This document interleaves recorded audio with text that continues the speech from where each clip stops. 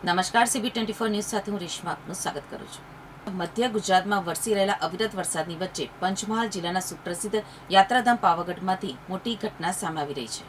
મધ્ય ગુજરાતમાં વરસી રહેલા અવિરત વરસાદની વચ્ચે પંચમહાલ જિલ્લાના સુપ્રસિદ્ધ યાત્રાધામ પાવાગઢમાંથી મોટી ઘટના સામે આવી રહી છે। પાવાગઢ ડુંગર ઉપર અને આસપાસના વિસ્તારોમાં પડી રહેલા ભારે વરસાદના કારણે પાટિયા પુલ નજીક અચાનક જ એક વિશાળ ભેખડ ખસી પડી હતી। આ દુર્ઘટના એટલી અચાનક થઈ કે ત્યાં હાજર લોકોને સંભાળવાની તક પણ ના મળી। પ્રાથમિક અહેવાલો અનુસાર આ ભેખડ ખસી પડવાની ઘટનામાં 2 થી વધુ વ્યક્તિઓ પથ્થરો નીચે દબાયા હોવાની આશંકા સેવાઈ રહી છે। આ ઘટનાની જાણ થતાં જ સમગ્ર પંથકમાં અફરાતફરીનો માહોલ સર્જાઈ ગયો છે। યાત્રિકોની સુરક્ષાને ધ્યાનમાં રાખીને અને વધુ અકસ્માત નિવારવા માટે વહીવટીતંત્ર દ્વારા તાત્કાલિક ધોરણે પાવાગઢ ડુંગર ઉપર જતો તમામ ટ્રાફિક વ્યવહાર સંપૂર્ણપણે બંધ કરી દેવામાં આવ્યો છે।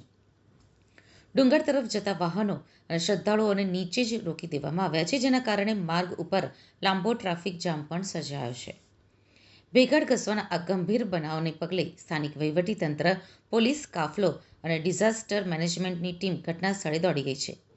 કાટમાળ નીચે દબાયેલા લોકોને હેમખેમ બહાર નીકળવા માટે યુદ્ધના ધોરણે બચાવ અને રાહત કામગીરી શરૂ કરી દેવામાં આવી છે।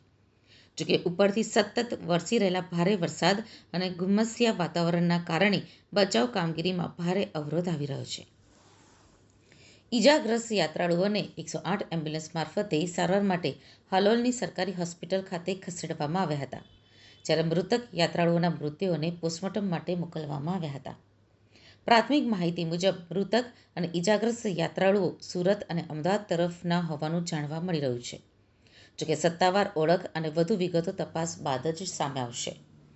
ચોમાસાની શરૂઆત સાથે પાવાગઢના ડુંગર વિસ્તારમાં ભૂસ્ખલનની સંભાવનાને પગલે સુરક્ષા વ્યવસ્થાઓ અંગે પણ પ્રશ્નો ઊભા થયા છે। તો તંત્ર દ્વારા આ ઘટનાની તપાસ હાથ ધરી આગળની કાર્યવાહી શરૂ કરવામાં આવી છે।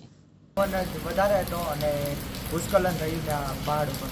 હા, તેના કારણે 3 થી 4 લોકો તેને નીચે દબાઈ ગયા, 1 થી 2 ની ઓન ધ સ્પોટ ડેથ થઈ ગઈ। અને કોણ કોણ હતું? કેટલા લોકો હતા? અમે 15 જણા ઊભા હતા, 3 થી 4 ત્યાં દબાઈ ગયા। હા, તમે ક્યાંથી આવ્યા હતા અને કેટલા જણા હતા? અને સુરતથી આવેલા અમે 3 જણા હતા।